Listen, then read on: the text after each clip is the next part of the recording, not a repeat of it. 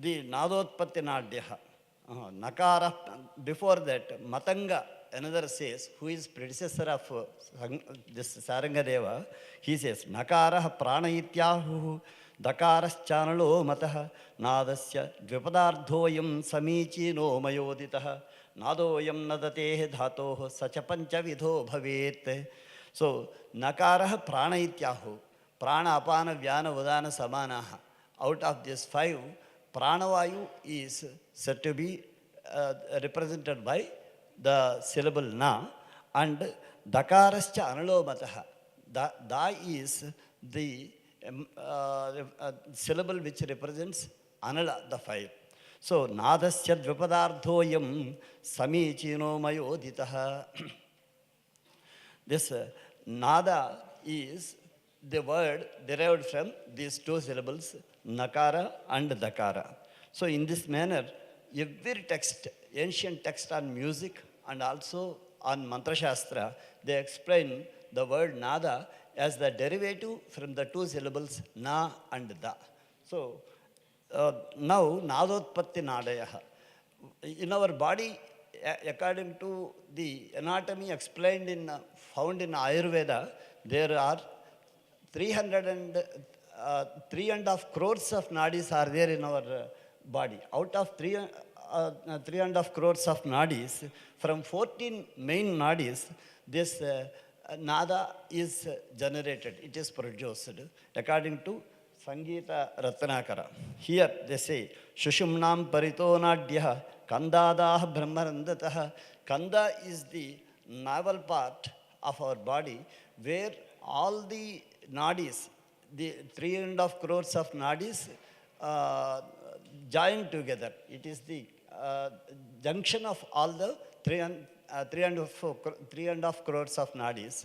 That is Nabhisthana, and that is called Kanda. From Kanda, starting from Kanda to Brahmarandra, there Kandikritya Stita Kandam Syakabhistanvatetanum Tascha Bhurita Stasu Mukhyaha Proktas Chaturdasha. Out of these 3.5 crores of nadis, 14 nadis which generate nada are very important. They are Sushumna, Yada, Pingala cha, Kuhu, Atha Saraswati, Gandhari, Hasti Jihva cha, Varuni cha Yashashvini, Vishvodara Sankhini cha, Pusha Payasvini, Alambuseti, Trayadhyastisro, Mukshatama Mataha. Sushumna, Yada, Pingala, Kuhu, Saraswati, Gandhari, Hastijihva, Varuni, Yashashvini, Vishvodara, Sankhini, Pusha, Payasvini, Alambusa. These are the 14 nadis from which the nada is generated. So these are very important nadis, the jagarana of which is very much essential.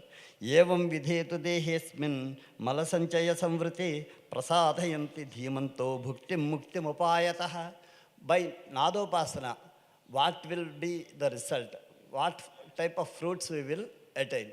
This is explained in Sangeeta Ratnakara in the following manner. This body is dehesmin malasanchaya samvrite. Many kinds of mala, impurities, are situated in our body. According to these all kinds of impurities, the main impurity is the impurity of our mind, manas, buddhi and ahankara and chitta. So in this chitta, which is the complex of manas, buddhi and ahankara, long accumulated, as we were telling in the beginning, the long accumulated sins are in the form of some mala. They stay in our body, they reside in our body. As a result, all these the worldly experiences we get are the resultants of this mala. So, prasadhyanti dhimanto bhuktim muktim upayataha. So, by nadopasana, one will attain bhukti and mukti, like that they say. Here, we should understand the term bhukti. This is a very subtle word. People, most of the people among us take this word bhukti as experiencing the worldly pleasures and other things. But actually, bhukti is not merely it won't represent the worldly pleasures merely, because yatrasti bhogah na cha tatra mokshah, yatrasti moksho na cha tatra bhogah. Sri Sundari sevana tatparanam bhogascha mokshascha karastha eva. This is a shloka in the this one, the Tripura Sundari Upasana Krama. There they say, if we worship certain gods, we get only bhoga. If we worship some certain gods, we get only moksha. But if we offer our salutations and if we offer our worship to goddess Sri Sundari, Lalitambika, Lalitapara Bhattarika, we can get both bhoga and moksha, they say. Here, in the commentary they say, bhoga is not merely experiencing the worldly pleasures, but bhoga is that through which the long accumulated, through many births, all the sins are the praktana janma karma paripaka vishesha, the results of our previous deeds, previous births deeds, all will be destroyed in this birth itself. That is called bhukti, and not that is called bhoga or bhukti, and not merely enjoying the worldly pleasures. So unless we experience, unless all the balance of our bhukti, bhoga or praktana janma samskaras is neutralized, we cannot be entitled to get moksha. So by offering this nadopasana, we can get all the this one praktana janma samskaras will be neutralized, as in the case of Sri Sundari. Why? In the prayer itself, in the beginning, we say, Vande Nadamayim Devim. The Lalitapara Bhattarika herself is the very embodiment of Nada. That's why, by offering our worship to Nada, which is the very embodiment of Lalitapara Bhattarika, we can attain this bhoga, that is the neutralization of all our past deeds, and then consequently we will get the moksha, renunciation or the salvation, ultimate salvation for that. So, tatrasyat sagunadhyanat bhukti muktistu nirgunat. Here we should recollect one shloka from Bhagavad Gita. Dhyanenatmani pasyanti kechid atmanam atmana anye sankhyena yogena karma yogena cha pare, and so on. Here in this shloka, they explain that certain people attain moksha through dhyana, certain people through jnana, and certain people attain moksha through atmopasana. Like that, there are many ways. But here they say dhyana is one of the best ways of attaining moksha. But this dhyanam, ekagra chitta ekasadhyam na sukaram nrunam, this dhyana is not possible for all in the worldly state to get fulfillment through dhyana, because dhyana, the prerequisite of dhyana is concentration of mind.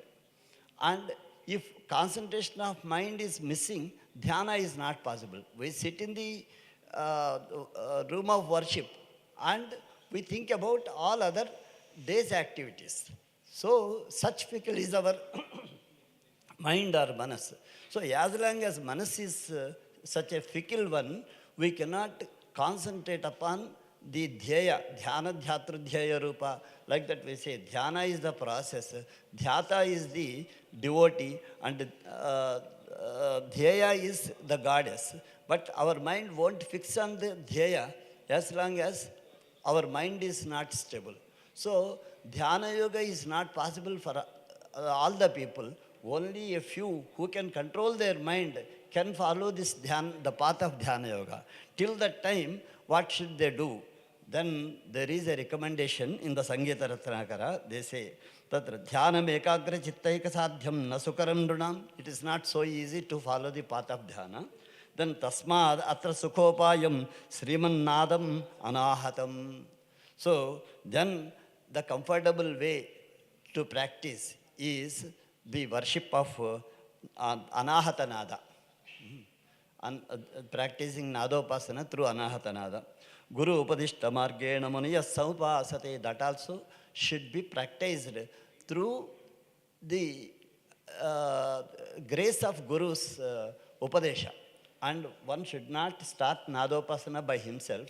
Guru Upadesha is a prerequisite to follow this Anahata Nadopasana.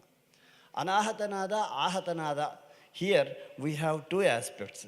Regarding this Anahatanada, we have to refer to this Rikpratsyakhya and other places where it is explained in the following manner. That is, Vayu Pranaha, Koshtyamanu Pradanaha, Kanthasya Khe, Vivrite Samvriteva, Apadyate Shvasatam Nadatam Va, Bhaktirihayam.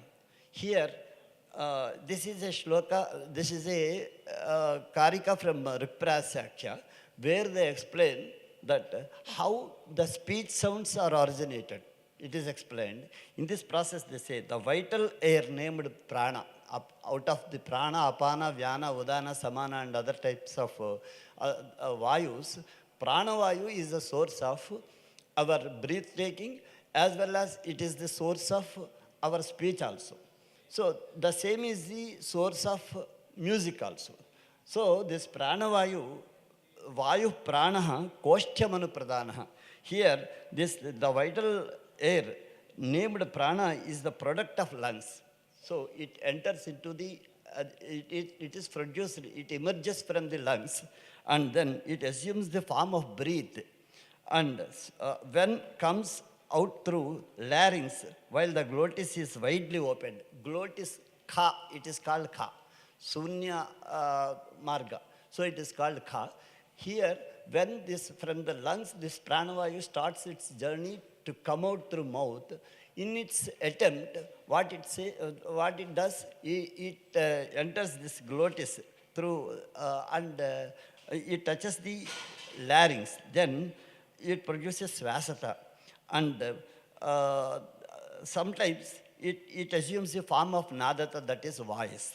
So when these two, svasata and nadata, are the two resultants of the journey of the pranavayu from lungs, and which are the through which all the syllables are produced. In this manner, this is called bahya prayatna in Varnanishpatti, according to Rikpratsyakhya. So this vivrite savrite, kanthasya kha, this when glottis is widely opened, this passes unobstructedly, and when it is closed, it touches various walls of the mouth. So the unobstructed vayu results the anahata nada, and when it is obstructed, it is ahata nada. It touches various walls.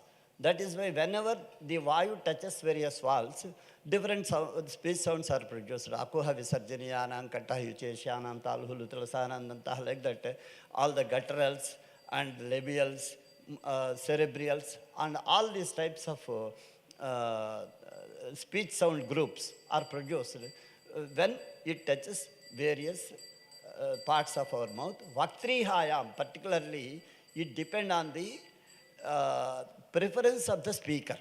So in this manner, ahata and anahata nadas are produced, as explained in the Rikpratsyakhya. And here he says, Dhyanam ekagra